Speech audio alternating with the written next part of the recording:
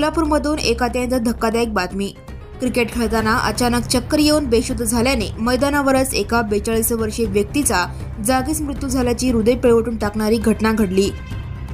सोलापूर शहरातील हो मैदानावर आज संध्याकाळी 5 वाजण्याच्या सुमारास ही दुर्घटना घडली। मयत व्यक्तीचे नाव नरेंद्र नागराज गेडशेलू, वय 42 वर्षे, राहणार सुरेश नगर, कुमठा नाका, सोलापूर असे आहे।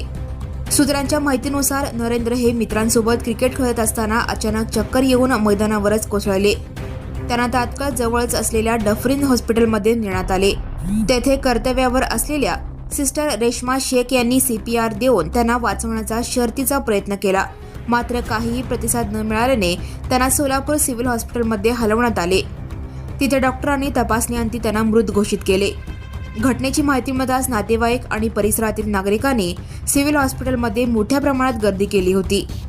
मयत नरेंद्र हे महानगरपालिकेत सफाई कर्मचारी म्हणून काम करत होते। नरेंद्र यांच्या पश्चात वृद्ध आई वडील, पत्नी आणि 2 मुले असा परिवार आहे। त्यांच्या अचानक जाण्याने संपूर्ण कुटुंबावर दुःखाचा डोंगर कोसळला आहे। Subscribe now and press the bell icon.